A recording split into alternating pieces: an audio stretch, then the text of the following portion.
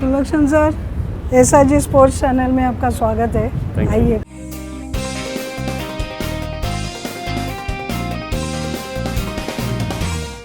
नमस्कार, मैं सुरेश राजन Iyer SRG sports की तरफ से आप सभी का हार्दिक स्वागत करता हूं। तो आइए आज इस कड़ी में एक ऐसे शख्सियत से मिलेंगे जिन्होंने न सिर्फ खिलाड़ी के रूप में अपना नाम कमाया था, बल्कि प्रशिक्षक के रूप में यानी कोच ऐसे भी अपने नाम कमाए हैं। जो 15-16 साल उन्होंने अपनी रणजी ट्रॉफी में खेला है, 5 राज्यों को उन्होंने प्रतिनिधित्व किया है। उसके साथ साथ वो कोच बने। देखिए 15-16 साल में 12 और 13 साल जो मुंबई के लिए खेले, इनके लिए 12 और 13 ये जो आंकड़ा है, ये बड़े संजोग की बात है कि 2012-13 में भी मुंबई के 40वीं रणजी ट्रॉफी विन में भी इनका हाथ था। इन्होंने सिर्फ खेलते हुए अच्छे खिलाड़ियों के साथ अपना नाम कमाया है, जैसे सुनील गावस्कर हैं, वेंगसरकर हैं, तेंदुलकर हैं। ये 15 साल के बाद जब क्रिकेट के संन्यास लिया 33वें साल में, उसके बाद इन्होंने कोचिंग शुरू की। और कोचिंग भी देखिए कि पहले 3 साल उन्होंने अंडर 19 की कोचिंग की, उसके बाद इन्हें मुंबई की कोच बनाया गया। तो 3 साल की कोचिंग में 2012-13 में मुंबई की 40वीं जीत इनके बदौलत हुई। और इनके जो कारनामे हैं बहुत सारे हैं, गिनते जाऊंगा तो शायद समय कम पड़ेगा, लेकिन इनके लिए एक ही शब्द है कि जौहरी। एक पत्थर को हीरा बनाने के लिए जौहरी को तराशना पड़ता है, किसी भी पत्थर को। ऐसे कितने सारे पत्थरों को यानी कितने सारे खिलाड़ियों को इन्होंने ऐसे तराशा है जो आज नेशनल और इंटरनेशनल खेल रहे हैं। नाम लूँ तो रोहित शर्मा जी हैं या अजिंक्य रहाणे हैं। ये ऐसे आज एक सीनियर कोच के रूप में हमारे साथ हैं। और मैं इनके लिए 2 लाइनें पेश करूंगा, वो इनको समर्पित है। फानूस बन के जिसकी हिफाजत खुद हवा करे, वो शम्मा कौन बुझाए जिसे रोशन खुदा करे। तो ऐसे शख्सियत हमारे बीच हैं जिनका नाम है, हाँ बिल्कुल मैं उन्हीं का नाम ले रहा हूँ, इनका नाम है सुलक्षण कुलकर्णी जी। आइए सुलक्षण कुलकर्णी जी, आपका स्वागत है एसआरजी चैनल पे। और आप हमारे साथ आए हैं इस चैनल पे, बड़ा धन्यवाद, आपने समय निकाला और हमें समय दिया है। और मैं चाहता हूं कि आप 2 शब्द बोलें। धन्यवाद सुरेश जी, आपने इतना लंबा चौड़ा मेरा एक इंट्रोडक्शन दिया। पता नहीं है इतना लंबा चौड़ा इंट्रोडक्शन का मैं हकदार हुआ नहीं है, लेकिन आपने इतना सम्मान दिया, उसके लिए मैं तहे दिल आपका शुक्रिया अदा करना चाहता हूं। और एसआरजी चैनल को मैं बहुत शुभकामनाएं देता हूं कि आज एक अच्छे प्रोग्राम के लिए उन्होंने बुलाया, एक अच्छे कुछ कॉज के लिए बुलाया, जहां पे मैं कुछ कंट्रीब्यूट कर सकूं क्रिकेट के माध्यम से। जिस सब्जेक्ट के लिए आपने यहां पे बुलाया है, उस सब्जेक्ट के माध्यम से कुछ अगर मैं कुछ कंट्रीब्यूट कर सकता हूं, कुछ मैसेज दे सकता हूं, किसी का अगर बच्चों का किसी का अगर फ़ायदा हो सकता है, कोई एक्सपीरियंस शेयर करना चाहता हूं, तो उसके लिए मैं खुश हूँ और happy for SRG and specially you. Thank you Sulakshan ji. एक चीज़, एंडी रॉबर्ट्स जो आपने नाम सुना है, वो वेस्ट इंडीज़ के भूतपूर्व तेज़ गेंदबाज हैं। उन्होंने एक कमेंट की थी कि कभी भी किसी भी प्रशिक्षक को बलि का बकरा नहीं बनाना चाहिए। तो ये जब वाक्य हमारे एसआरजी स्पोर्ट्स टीम में आया तो हलबली मच गई। तो उस पर विचार मंथन हुआ।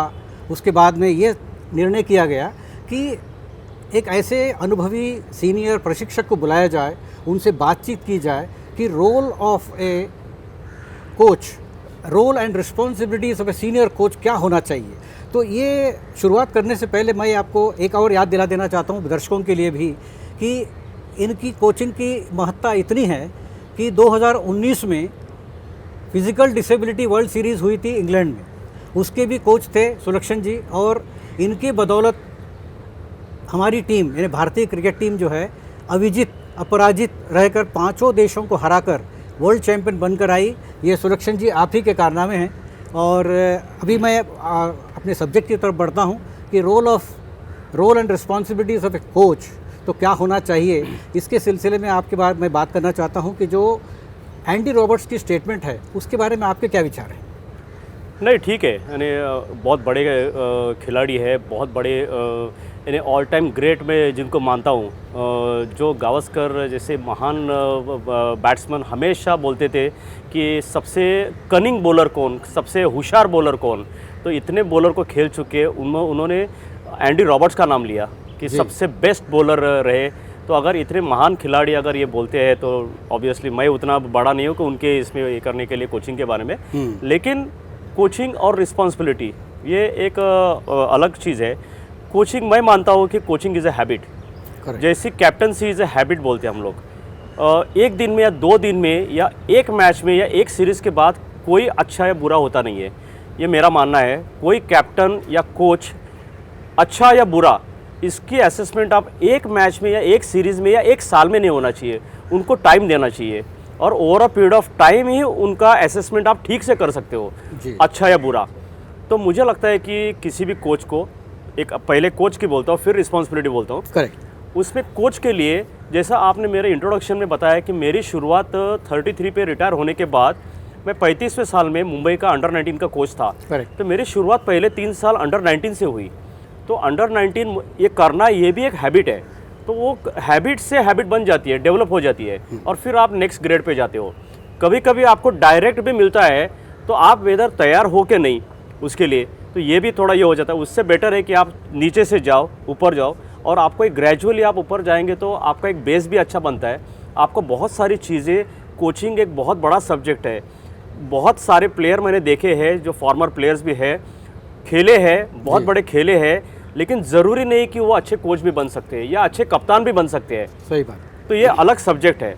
तो इसके लिए ये कोचिंग के लिए आपको एक जानना ज़रूरी है, बच्चों को जानना ज़रूरी है। आप किस लेवल पे कोचिंग करते हो, आप छोटे बच्चों को करते हो, आप स्टेट टीम को करते हो, आप इंटरनेशनल टीम को करते हो, तो ये हर एक का अलग अलग अपना एक ये रहता है, एक पैटर्न रहता है। आप छोटे बच्चों को, अच्छा आप कहाँ पे कर रहे हो, आप ग्रास रूट पे कर रहे हो कोचिंग, तो वहाँ का कोचिंग पैटर्न अलग है।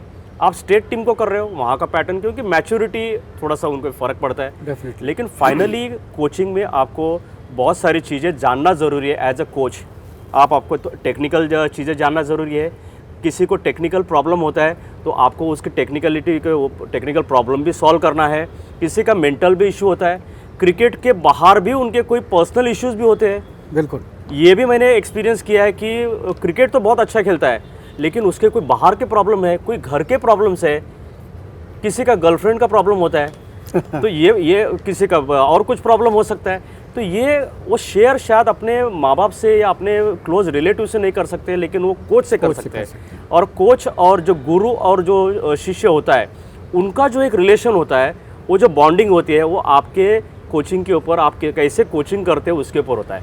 डेफिनेटली। ये सारी ये कोचिंग की तो है ही। इसके साथ साथ आप टैक्टिकल कैसे हो, ऊपर के लेवल पे जाने के बाद मैं खुद मानता हूँ कि अंडर 19 के बाद, under 19 senior team, Ranji trophy, international cricket is all about tactics and strategy. Correct. उसके साथ साथ आप कैसे मैनेज करते हो, उस प्लेयर को कैसे मैनेज करते हो, क्योंकि उस वक्त उनको सब कुछ पता होता है कि टेक्निकल चीज़ें सारी, तो उस वक्त टैक्टिकल और स्ट्रैटेजी बहुत स्ट्रांग होनी चाहिए। जिसकी टैक्टिक्स और स्ट्रैटेजी स्ट्रांग है वो वहाँ पे अच्छा कर सकता है, ये मेरा मानना है एक कोच के लिए। करेक्ट। रिस्पॉन्सिबिलिटी आपको बहुत बड़ी रहती है। रिस्पॉन्सिबिलिटी आपको पूरी स्टेट एसोसिएशन की रहती है या फिर कंट्री की रहती है। तो आपको एक रिस्पॉन्सिबल कोच बनना भी बहुत ज़रूरी है। रिस्पॉन्सिबिलिटी के साथ साथ आपको एक डेवलपमेंट एक ये होता है, प्रोग्राम होता है। करेक्ट। कि आप सिर्फ 15 को कोचिंग नहीं कर रहे हो, आप पूरे स्टेट को या नेशन को कर रहे हो। तो 15 को आप स्टेट को जब करते हो तो आपको फ्यूचर भी देखना है, कि विजन भी देखना चाहिए कि अगले 5 साल में, 10 साल में ये टीम कहाँ जाएगी, ये टीम बड़ी होगी या आपका टेन्योर ख़त्म हो गया तो वहीं पे क्रिकेट भी ख़त्म। ऐसा होना नहीं चाहिए। बिल्कुल। तो मैं उसको एक रिस्पॉन्सिबिलिटी के तौर पे मानता हूँ कि आपकी ये रिस्पॉन्सिबिलिटी होनी चाहिए, आप जब जाओगे तो टीम बना के जाओगे। करेक्ट। तो इसका ये मतलब होता है कि अगर किसी टीम में सारे खिलाड़ी बहुत अच्छे हैं और फिर भी टीम का प्रदर्शन अच्छा नहीं हो रहा है, तो इसका जिम्मेदारी जो है वो कोच के सर पे मढ़ा जाता है, ये सही है? बिल्कुल सही है। बहुत बार मैंने बहुत एक्सपीरियंस भी किया है, बहुत अच्छी अच्छी टीम को मैंने कोचिंग भी किया है। नाम बहुत बड़े बड़े हैं, टीम हार जाती है और पहले निकलता है, स्केपगोट होता है वो कोच, सबसे पहले कोच। मैं इस चीज़ को मैं मानता ही नहीं हूँ कि जैसा मैंने बोला कि पहले कोचिंग के बारे में, कि अगर वो कोच उसकी असेसमेंट एक मैच, एक सीरीज़, एक साल उसके बाद होनी नहीं चाहिए। कोच अगर अच्छा है तो अच्छा ही है, अगर वो नहीं है, उतने लेवल का नहीं है तो नहीं है। वो कोच एक टूर्नामेंट हारने से बुरा नहीं होता है, तो उसको आप लोग आज ये वर्ड भी आता है, मैं आपके चैनल के माध्यम से बोलता भी हूँ, जो बुरा है, बहुत गलत वर्ड है, सैक करके वर्ड आता है। इस SACK ये जो वर्ड है, ये वर्ड मुझे पर्सनली बहुत हर्ट करता है। क्यों सैक ये वर्ड क्यों? सैक यानी बहुत ख़राब वर्ड है। आप कोई दूसरा उसको थोड़ा भी एक सोफिस्टिकेट वर्ड भी अगर यूज़ करो तो भी थोड़ा लगता है कि थोड़ी मलम पट्टी, थोड़ी सॉफ्ट वर्ड है। लेकिन जब सैक करते हो तो आपको बहुत ही ऐसा ह्यूमिलेटिंग लगता है कि इतना परफॉर्मेंस होने के बाद इतना अगर आप कर रहे हो। जैसा एक एग्जांपल के तौर पे मैं बोलता हूँ आपको, मैं मुंबई का कोच था, मुंबई रणजी ट्रॉफी का। तो उस रणजी ट्रॉफी के 3 साल के टेन्योर में मुंबई 6 फाइनल खेले, यानी ऑल इंडिया के final 3, Ranji trophy champion, Deodhar trophy champion, one day Irani trophy, one day runners up, 2 semifinal T20 के। इतना बड़ा परफॉर्मेंस होने के बाद, इतना अच्छा परफॉर्मेंस होने के बाद एक क्वार्टर फाइनल में हार गए हम लोग। तीसरे साल क्वार्टर फाइनल में हार गए, नेक्स्ट डे मुझे सैक किया गया। तो ये मुझे पता नहीं चलता है कि ऐसा क्या अच्छा है, क्या बुरा हुआ था कि वो एक मैच के बाद कोच को सैक करते हैं। और कोच तो डायरेक्ट खेला नहीं था, बाउंड्री के अंदर तो प्लेयर रहते हैं। करेक्ट। Why not captain? क्योंकि कैप्टन तो फिर पूरी टीम हैंडल करता है, तो कैप्टन को सैक क्यों नहीं, कोच को ही क्यों? तो ये जो चीज़ें हैं, ये चीज़ उस एसोसिएशन को भी, उस नेशन को भी, जहाँ पे भी करता हो, उनको भी सोचना है कि कोच भाई कौन है। कभी कभी एक टूर्नामेंट के बाद भी आप तो उसको हटा देते हो, तो एक टूर्नामेंट में किसी के बारे में क्या पता चलेगा आपको, ये अच्छा या बुरा? ये कभी कभी ऐसा भी होता है ना कि कोच अपनी नैतिक जिम्मेदारी लेते हुए भी छोड़ देते हैं। बहुत कम है कोचेस, बहुत कम है ऐसे कोचेस की तुरंत आपके नैतिक जिम्मेदारी से ये करेंगे, क्योंकि इंडिया में ऐसा बहुत कम है। अच्छा, तो जब फिर अभी जो हाल ही की बात करते हैं कि जो आपका जो तमिलनाडु क्रिकेट एसोसिएशन के आप कोच थे, उसकी जो मैच हुई थी सेमीफाइनल मैच अगेंस्ट मुंबई, जिसे मुंबई के क्रिकेट प्रेमियों ने तो इसे फाइनल मैच करके करार कर दिया है। उस बारे में ऐसा है कि तमिलनाडु टीम बड़ी स्ट्रांग थी, उसके बाद भी मुंबई से करारी हार खानी पड़ी। क्या उसका जिम्मेदारी भी आप पर आती है? देखिए, उस मैच के लिए मैं आपको थोड़ा सा उसका बैकग्राउंड बताता हूँ। मैच थी मुंबई में जी।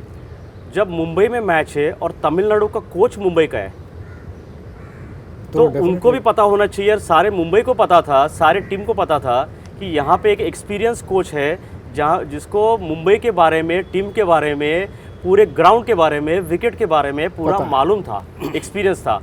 तो वहाँ पे थोड़ी बातें अलग होती है। ये सब लेके जब आप विकेट को देखते हो, अच्छा विकेट कैसे बनाएंगे, किस तरीके का मुंबई विकेट बनाने वाले, ये तो मैंने 1 हफ्ता पहले मुंबई को, तमिलनाडु को बताया था। नहीं, एक मिनट यहाँ पर मैं रुकना चाहता हूँ कि 1 हफ्ता पहले आपको पता चल गया। इसका मतलब क्या है कि हमारे यहाँ पर जो भी कोचेस होते हैं उनके अपने खबरी या इन्फॉर्मर या मुखबिर होते हैं, ऐसा कुछ है? नहीं, इन्फॉर्मर की ज़रूरत नहीं है। ये इन्फॉर्मर की ज़रूरत है, आपका क्रिकेट का एक IQ होता है, एक क्रिकेट का कॉमन सेंस होता है और एक थिंकिंग होती है, इसीलिए वो एक्सपीरियंस था। नहीं, वो तो चूंकि आप बम्बई से हैं इसलिए। अगर कोई दूसरी जगह होते तो आप क्या ऐसे कोई इन्फॉर्मर होता है? नहीं, वो थोड़ा बहुत इन्फॉर्मेशन लेते हैं हम लोग, थोड़ा बहुत इन्फॉर्मेशन लेते हैं, पूछते हैं, फीडबैक लेते हैं, ये सब करते हैं।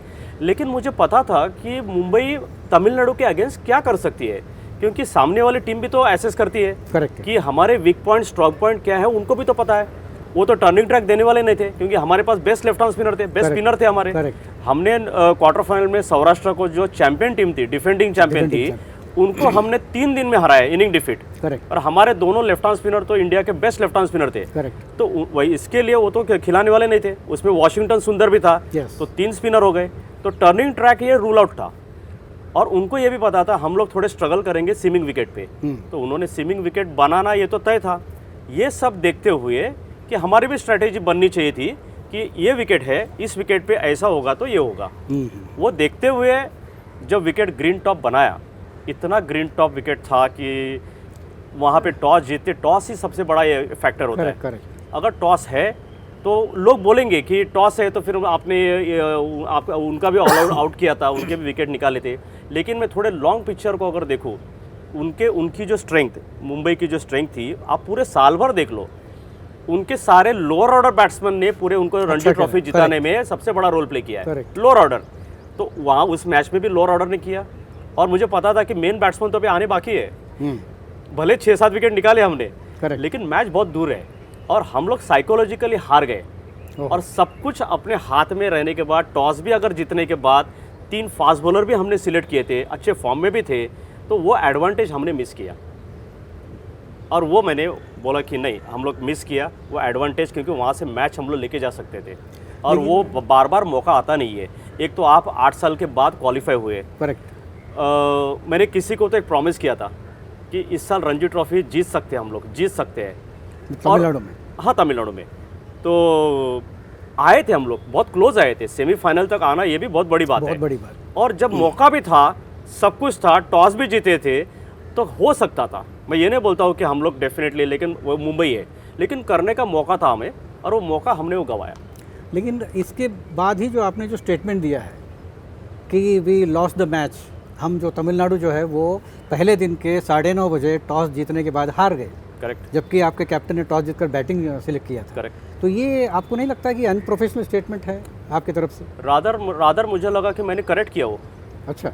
मैंने वो आज, मुझे ज़रा भी रिग्रेट नहीं है। मुझे तभी भी मुझे कुछ लोगों ने बोला था कि आपने स्टेटमेंट क्यों दिया, मैच के बाद तुरंत ऐसा स्टेटमेंट क्यों दिया। करेक्ट। अगर नहीं देता तो मुझे रातों की नींद नहीं लगती, मेरे को सही नींद नहीं लगती, क्योंकि उस वक्त भी मुझे पता था कि मुंबई है। मुंबई क्रिकेट की पंडरी बोलते हैं हम लोग, क्रिकेट की मक्का बोलते हैं। गढ़ माना जाता है। यहाँ पे सभी लोगों को मालूम था कि यार तमिलनाडु का बंदा ये है, ये एक्सपीरियंस कोच है, और मुंबई में मैच है, सब कुछ इनको पता होने के बावजूद अगर ये इन्होंने ऐसा डिसीजन लिया है बैटिंग करने का, तो इन्होंने क्यों लिया डिसीजन? तो ये भी होता था, अगर मैं चुप बैठा था, कोई बोलता ही नहीं था, तो ये भी लोग बोलने के लिए थे कि अरे उसने ये डिसीजन तो कोच ने लिया, ये डिसीजन तो गलत डिसीजन लिया। यानी दोनों तरफ के था ही। और जब मुझे कौन क्या बोलता है उसका मतलब नहीं था। हम लोग मैच वहीं पे हार गए थे क्योंकि हम लोग साइकोलॉजिकली हार गए। जबकि मैं आपको बताता हूँ, जो थर्ड इनिंग था, मैच का थर्ड इनिंग, तो विकेट तो फ्लैट हुआ था। उस विकेट पे हम लोग आराम से 230 का लीड होने के बावजूद हम लोग खेल सकते थे, लेकिन हम लोग मेंटली वो 9:30 बजे गए थे। हम लोग मेंटली पूरे गए थे गेम से। तो इसके लिए विकेट कुछ नहीं होने के बावजूद हम लोग को उसको झेल नहीं पाए। हम लोग सेकंड इनिंग में भी वैसे आउट हो गए जो फर्स्ट इनिंग में आउट हुए। तो इसका मतलब था हम लोग साइकोलॉजिकली मैच 9:30 को हार गए थे। तो इसका मतलब क्या है कि तो बाप जो बापी होता है, एक कहावत सच है? नहीं, यानी आप, मैं समझा नहीं, मुंबई के बारे में बोल रहे हैं आप? अपनी जो टीम के बारे में जो आपने कहा था कि आपकी वो बात नहीं मानी और कैप्टन बैटिंग लेके गया। हाँ, मुझे बहुत सरप्राइज हुआ। तो मुझे बहुत सरप्राइज क्योंकि आपको तो पूरी बम्बई के बारे में जानकारी तो थी, इसके खिलाफ वो खेले। करेक्ट। अब इसका मतलब आपने जो स्टेटमेंट दिया वो सही है और आप कह रहे हैं कि मैं सही था और नहीं। अब मैं सही था या गलत था, मैं क्यों बोलूँ? मैं कैसे बोल सकता हूँ कि मैं सही था या गलत था? मुझे जो सही लगा उस वक्त कि यस, ये ऐसा है और देना ज़रूरी है, बोलना ज़रूरी है। अगर मैं नहीं बोलता तो मुझे वो गिल्टी फील होता था कि यार मैं क्यों नहीं बोला। और जो मेरा डिसीजन ही नहीं था, इतना बड़ा डिसीजन, यानी that was a turning point था। एग्जैक्टली। रणजी ट्रॉफी का पूरे में इतना मेहनत किया हुआ, सेमीफाइनल तक आए हुए, शायद हम जीत भी सकते थे वो मैच। उस मैच का टर्निंग पॉइंट था वहाँ पे, और वो टर्निंग पॉइंट पे अगर मैं कुछ ना बोलूँ तो मेरे लिए ये नहीं था। नहीं, लेकिन आपने जो कमेंट किया है उसको देखिए कि आपको एक वर्ल्ड के सबसे top batsman Shri Sunil Gavaskar sir, उन्होंने भी आपको सपोर्ट किया है, उसके बारे में क्या कहेंगे? मैं बहुत अप्रिशिएट करता हूँ और बहुत शुक्रगुजार हूँ गावस्कर सर का। फिर से देखिए, एक कट्टर जो मुंबईकर जो बोला, और जो क्रिकेट के जो ये है, जो ये बोलता है ना कि क्रिकेट के लिए प्योर क्रिकेटिंग उन्होंने रीज़न बताया जी। उन्होंने जो रीजनिंग भी बताया था वो क्रिकेटिंग रीजनिंग बताया था कि आपको अगर ऐसा लगता है ये इतना एक्सपीरियंस बंदा है, अगर उसका फ़ायदा अगर ले नहीं सकते तो आपने बनाया भी क्यों? और इतना स्ट्रेट फॉरवर्ड उन्होंने जो बताया था कि इसी के लिए रीज़न है क्या कि 90 ईयर्स में 2 बार जीते आप, 90 ईयर्स में 2 बार।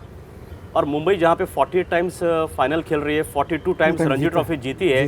तो उन्होंने क्या बोला, कुछ कॉमन सेंस, थोड़ा बहुत क्रिकेटिंग इंटेलिजेंस, ये अगर यूज़ करते तो तमिलनाडु बहुत बार रणजी ट्रॉफी जीते। लेकिन कहीं ऐसा तो नहीं है कि गावस्कर सर आपके सपोर्ट में है क्योंकि आप मुंबई से हो? नहीं, मुझे ये नहीं लगता है। उन्होंने क्रिकेटिंग रीजन बताया, उन्होंने प्योर क्रिकेटिंग रीजन बताया। और रिकॉर्ड बोलता है ना, स्टैटिस्टिक्स तो बोल रहा है। करेक्ट। स्टैटिस्टिक्स तो झूठ नहीं बोल सकता है। कहाँ पे 48 और कहाँ पे 2, ज़मीन आसमान का तो ज़मीन आसमान का फ़र्क है। तो ये तो कोई हो नहीं सकता है। तो वहाँ पे उन्होंने जो बोला है कि थोड़ा cricketing intelligence and common sense ये अगर यूज़ करे तो क्या हो गया, यहाँ पे हमने क्रिकेटिंग इंटेलिजेंस और कॉमन सेंस यहाँ पे मिस किया, जो मैं बोलना चाहता था। जी। जो सुना नहीं, तो वही उन्होंने गावस्कर ने किया। अच्छा, तो सुरक्षण जी, ऐसा है कि आजकल जो ये आईपीएल वगैरह चल रहा है उसमें इम्पैक्ट प्लेयर का एक रूल आया है, तो वो क्या कोचेस को हेल्प करता है या फिर किस तरह का, क्या उसका आपका राय क्या उसका है? मैंने ऑलरेडी इंटरव्यू में दिया है इम्पैक्ट रूल के इसमें। इम्पैक्ट प्लेयर मैंने बीसीसीआई को मैंने सजेशन दिया है, जो बीसीसीआई ने हमारे कोच से मांगे थे कि अगले साल बीसीसीआई के डोमेस्टिक क्रिकेट में कुछ चेंजेस लाने के लिए, कुछ स्ट्रक्चर करने के लिए आपकी कोई सजेशन है तो देना। तो उस सजेशन में मैंने दिया था impact rule should be scraped from next year. Scraped from next year, Mushtaq Ali से आप ये स्क्रैप करो। ये इम्पैक्ट प्लेयर इंडियन क्रिकेट के लिए घातक है। ओके, क्योंकि इम्पैक्ट प्लेयर का रूल है सिर्फ इंडिया को ही है, आईसीसी रूल ही नहीं है। ओ, आईसीसी रूल है ही नहीं। आप अभी वर्ल्ड कप में जाओ, T20 जो वर्ल्ड कप होने वाला है उसमें तो इम्पैक्ट प्लेयर है ही नहीं। सिर्फ आप आईपीएल के लिए इम्पैक्ट प्लेयर करते हो, और इम्पैक्ट प्लेयर की वजह से इतना बड़ा प्रॉब्लम हुआ है, इतना बड़ा नुकसान हो रहा है इंडिया का, क्योंकि उससे ऑलराउंडर बनते ही नहीं है। एक टीम में 8 बैट्समैन 9 बैट्समैन खेल रहे हैं, तो बॉलर कहाँ से आएंगे, ऑलराउंडर कहाँ से आएंगे? और इसके लिए आज शिवम दुबे ने बॉलिंग ही नहीं किया, पूरे सीजन में बॉलिंग नहीं किया। वेंकटेश अय्यर ने बॉलिंग ही नहीं किया। टिवटिया जो था एक जमाने में एक बहुत क्लोज था, टिवटिया ने बॉलिंग ही नहीं किया। तो आपके ऑलराउंडर सारे खत्म हो जाते हैं। तो इसके लिए इम्पैक्ट रूल स्क्रैप होना चाहिए। यस, बहुत बढ़िया। ये तो एकदम खलबली का पैदा करने वाली है। खलबली नहीं, ऑलरेडी बहुत लोगों ने किया। इम्पैक्ट प्लेयर आज भी बहुत चल रहा है आईपीएल में, तो खलबली नहीं है। आज का अगर देखो, रोहित शर्मा ने ऑलरेडी बोला है, जहीर खान ने बोला है, बहुत लोगों ने बोला है, और उसकी वजह से आज इंडिया ही सफ़र कर रही है, बाकी कोई भी कंट्री सफ़र नहीं कर रही है, क्योंकि वहाँ पे इम्पैक्ट रूल का है ही नहीं है। आप बिग बैश लो, कोई भी लो, कहीं भी नहीं है, कहीं पे भी नहीं है, सिर्फ आईपीएल में है। तो आया कहाँ से ये रूल? कुछ तो गेम को इंटरेस्टिंग बनाने के लिए हम जब एक्सपेरिमेंट करते हैं, एक्सपेरिमेंट करने में कोई प्रॉब्लम नहीं है। एक्सपेरिमेंट हर लोग करते हैं, और हमने भी बीसीसीआई ने भी रणजी ट्रॉफी में बहुत बार एक्सपेरिमेंट किया है। एक्सपेरिमेंट करने में कोई हरकत नहीं है। कुछ इंटरेस्टिंग एंटरटेनिंग करने के लिए अगर एक्सपेरिमेंट करते हैं तो उसके लिए प्रॉब्लम नहीं है। लेकिन अब ये पता चल चुका है कि ये नहीं हो रहा है, अपने को फेवर में नहीं जा रहा है, तो इससे नुकसान ही हो रहा है। स्क्रैप करेंगे। हाँ, तो hopefully. Next question is actually, मुझे ये बताइए कि आप एक एज ए स्टेट टीम और एक आईपीएल टीम, क्या अंतर होता है? बहुत अंतर होता है, बहुत अंतर होता है। मान लो, एक एग्जांपल के तौर पे बोल रहा हूँ, Mumbai Indians and Mumbai Ranji trophy. Correct. अगर ये दो टीम अगर आप बने, मुंबई स्टेट टीम और मुंबई इंडियंस आईपीएल टीम, ये प्योरली फ्रेंचाइजी टीम है। Okay. Mumbai Indians franchise team है, मुंबई स्टेट टीम पूरी मुंबई की अलग है। मुंबई इंडियंस बोलने के लिए मुंबई है, मुंबई के फैंस भी अगर देखोगे मुंबई फैन बेस, तो मुंबई करेंगे, लेकिन उसमें मुंबई का एक ही प्लेयर है, बाकी सब बाहर के हैं। हाँ, तो कहाँ के हो गए मुंबई? तो ऐसा क्यों होता है?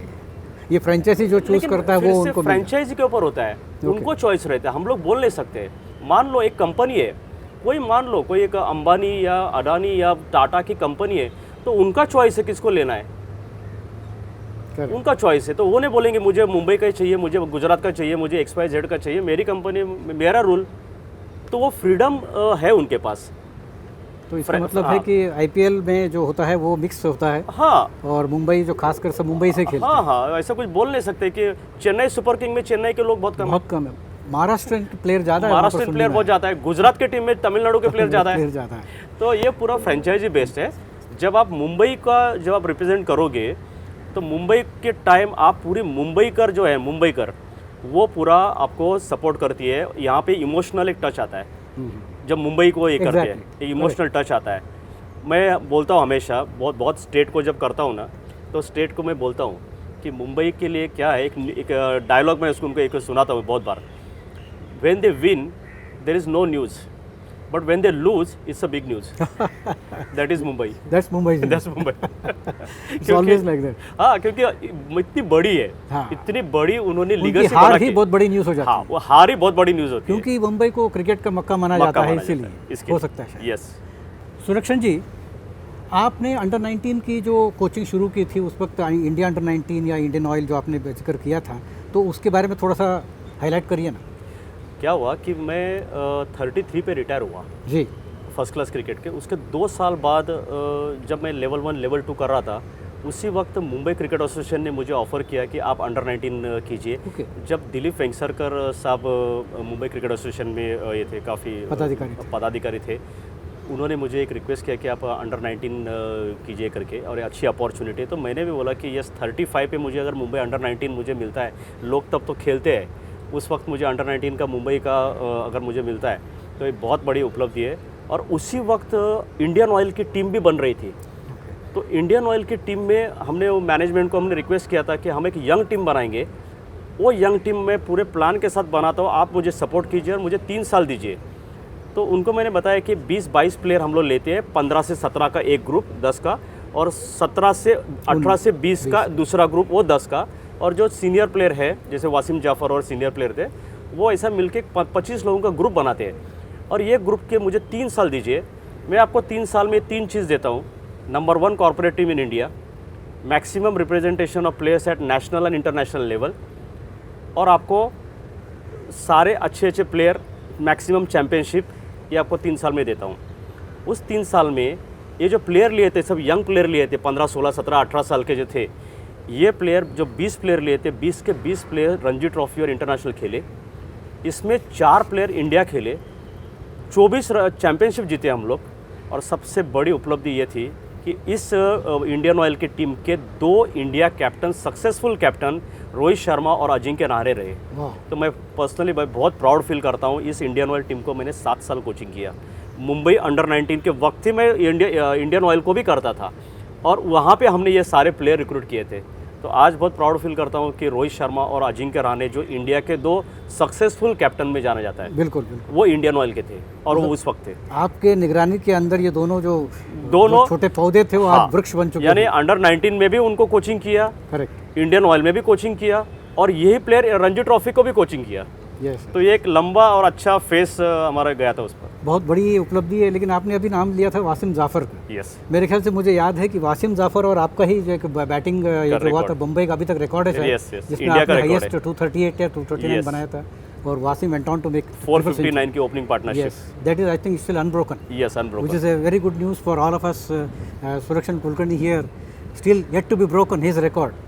तो सुरक्षण जी, आप नॉर्मल क्रिकेट के साथ साथ में भी डिसेबल क्रिकेट के भी कोच रहे हैं, उसके कुछ यादगार, क्योंकि 2019 में आप उनको लेकर लंदन गए थे और आप जीत कर आए, तो उसके बारे में 2-4 कुछ यादें हैं आपकी? ये बहुत अच्छा आपने टॉपिक निकाला। बहुत ही मेरे लिए बहुत मेरे कोचिंग के करियर में, अभी तक के करियर में मेरा एक one of the main milestone है ये। क्योंकि कोचिंग तो हम रोज़ रेगुलर लोगों को कोचिंग करते हैं जी, लेकिन फिज़िकली चैलेंज लोगों को जब मैंने कोचिंग किया तो पहली बार मुझे पता चला कि यार ये कोचिंग क्या है। अभी आपका सब्जेक्ट भी कोचिंग का ही है, रिस्पॉन्सिबिलिटी है, ये सब है। यहाँ पे रिस्पॉन्सिबिलिटी भी है। यहाँ पे तो आप फिलोसोफर, गाइड, फ्रेंड, माँ बाप, सब कुछ आप ही है यहाँ पे इनके, क्योंकि ये बहुत डिपेंडेंट, हेवीली डिपेंडेंट है अपने ऊपर। तो इनको सब कुछ सिखाना है, इनको इमोशनल, उनको एक ये भी देना है, उनको बैकिंग भी देना है, सपोर्ट भी देना है। तो वो मैंने सब कुछ देखा, और वो होने के बाद मुझे लगा मैं थैंकफुल हूँ एसोसिएशन का, AICPC जो उन्होंने जो किया था उनका थैंकफुल हूँ कि उन्होंने मुझे अपॉर्चुनिटी दी। मुझे एक देखने को मिला एक कोच करके कि क्या होता है, उनको कोचिंग क्या होता है। जैसा एक एग्जांपल करके तौर पे बोलता हूँ मैं, एक इंसिडेंट हुआ था इंग्लैंड में, और हमारा सेमीफाइनल के पहले 2-3 दिन का ब्रेक था, और हम लोग प्रैक्टिस कर रहे थे। तो हमारा जो ओपनिंग बैट्समैन था, कश्मीर का था वो लड़का, तो मुझे टिपिकल अपना रेगुलर क्रिकेट के इसमें वहाँ पे बॉल स्विंग हो रहा, तो वो खेल रहा था, बहुत आगे खेल रहा था, ऐसे आगे खेल रहा था, तो वहाँ से बैट पैड के गैप में से 2-3 बार आउट हो गया, वो बोल्ड हो गया। तो मुझे तभी ऐसा वो इंस्टिंक्टली मैंने उनको बोला, अरे क्या करता है, थोड़ा क्लोज खेलना, तो क्लोज खेल। तो उसके बावजूद वो 1-2 बार और आउट हो गया, बीट हो गया। फिर उसको मैं बोला, अरे आगे क्लोज खेल, इतना दूर क्यों खेलता है। तब मेरे बाजू में मेरा कप्तान था टीम का, तो वो मुझे बोलता है, सर वो खेल नहीं पाता है, वो खेल नहीं पाता है। बोला क्यों? सर उसका लेफ्ट थाई का ऑपरेशन हुआ है, तो लेफ्ट हिप का ही ऑपरेशन हुआ है, तो वो स्ट्रेच नहीं करता है, वो वैसे ही खेल सकता है। तो ये मुझे पता नहीं था, और मैं एक नॉर्मल क्रिकेट के कोचिंग के एंगल से उसको बोल रहा हूँ, और कितना इजी है यार, तो यहाँ पे खेल, यहाँ पे क्यों खेल रहा है, थोड़ा बेंड कर। तो बेंड ही नहीं कर पाता था, क्योंकि फिजिकली वो ये था, उसका प्रॉब्लम था। जब ये पता चला तो ये मेरे लिए, मुझे ऐसा ख़राब लगा कि यार ये बच्चे का ऐसा प्रॉब्लम है। फिर उसको उसमें एडजस्टमेंट कैसे करने का ये बताया। अब ये नहीं हो रहा है, फिर यहाँ पे मत कर, तो बॉल को यहाँ पे आने दे, बॉल को थोड़ा लेट खेल। तो वो उसने एडजस्ट किया, और वो एडजस्ट करने के बाद पाकिस्तान के अगेंस्ट जो बेस्ट पेस अटैक था, उसने वही 4 ओवर में, हम लोग चेस कर रहे थे कुछ 150 कुछ चेस कर रहे थे, और 4 ओवर में हमारा 4 रन था। लेकिन मुझे पता था ये लड़का अगर खड़ा रहेगा तो ये आराम से क्लियर करेगा, ये रन्स करेगा। तो उसके बाद उसने जो बैटिंग किया, अगले 23 बॉल में उसने 70-75 रन किया और मैच जिता के दिया। तो ये एक मेरे लिए एक कोच करके मेरे को बहुत बड़ी एक ये है उपलब्धि है कि ये टीम को सिखाना, ये बताना, और अपने लिए लाइफ लेसन है। डेफिनेटली, बिकॉज वहाँ से कुछ सीखने को मिलता तो हर चीज़ से मिलता ही है। लेकिन आपको ऐसा क्या डिफरेंस लगा कि ये डिसेबल क्रिकेटर्स को कोच करने में और नॉर्मल क्रिकेट कोच में? चैलेंज लाइफ में किसी ने भी, मैं बोलता हूँ किसी ने भी, आपने एक ही रूट से नहीं जाना चाहिए, आपने एक ही कैमरे में एक ही इसमें देखना नहीं चाहिए। आप थोड़ा सा ब्रॉडर करो, थोड़ा आपका होराइजन भी थोड़ा ब्रॉड करो कि ये भी देख सकते हो, ये भी कर सकते हो, वो भी कर सकते हो। थोड़ा आप चेंज करते हो, लाइफ में कुछ नया नया आप चैलेंज एक्सेप्ट करो। जब चैलेंज एक्सेप्ट करेंगे तभी आपको पता चलेगा आप कहाँ पे हो। और वो मैंने देखा, उस वक्त मैं रणजी ट्रॉफी कोच था मुंबई का। अच्छा, रणजी ट्रॉफी का कोच था। ये करने के चक्कर में मेरी रणजी ट्रॉफी, मुंबई की रणजी ट्रॉफी गई। ओहो। लेकिन मैं तब भी, मेरे को रिग्रेट नहीं हुआ, रादर मैं आज भी बोलता हूँ कि बहुत बड़ा थैंकफुल हूँ कि वो मुझे कोचिंग करने को मिला, एक बड़ा एक्सपीरियंस मिला, मैंने वो चैलेंज लिया और एक कुछ तो एक्सपेरिमेंट लाइफ में, और ये करते हुए वर्ल्ड कप भी जीते उस टीम को। यस, वर्ल्ड कप जीते, और वर्ल्ड कप अपना ओरिजिनल वर्ल्ड कप के 1 वीक के बाद ये वर्ल्ड कप हुआ। Exactly, और इस वर्ल्ड कप में हम लोग इंग्लैंड के मुकाबले बहुत नीचे थे, लेकिन उस टीम को हम 3 बार मारा और अनबीटन हम लोग रह के टूर्नामेंट में वर्ल्ड कप जीते। तो ये भी मेरे लिए एक कोच करके बहुत बड़ी ये है। ये तो आपकी अपनी उपलब्धि भी हो गई, एक नई उपलब्धि, तो एक नया चैलेंज करके। Exactly, yes. तो अभी आप तमिलनाडु क्रिकेट एसोसिएशन से बाहर हैं, तो अभी कोई नई आपको बुलावा आया है या कोई नया ऑफर्स आए हैं? आते हैं, बहुत आते रहते हैं। एक स्टेज पे जाने के बाद इंडिया में बहुत सारे स्टेट्स है, बहुत सारे टीम्स है, वो भी देखते रहते हैं कि अपनी टीम को कौन आगे लेके जा सकता है, कौन कहाँ पे लेके जा सकता है।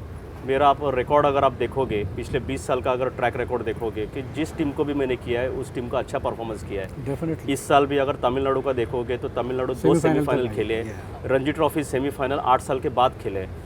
तो यस, मेरे को ऑफर्स है और बहुत जल्दी आपको मैं गुड न्यूज़ सुनाऊंगा। फैंटास्टिक, बहुत अच्छी लगा।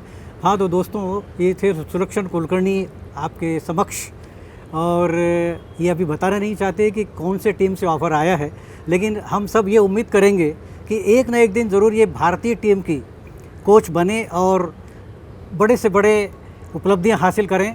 और अंत में मैं अपना इंटरव्यू ख़त्म करने से पहले आपके लिए 2 लाइनें पढ़ना चाहता हूं सर, कि अपने हौसले को कभी ना बताना कि मेरी परेशानी कितनी बड़ी है, बल्कि अपनी परेशानी को ज़रूर बताना कि मेरा हौसला कितना बड़ा है। इसी बात के साथ थैंक यू, धन्यवाद जी, thanks a lot sir. Thank you.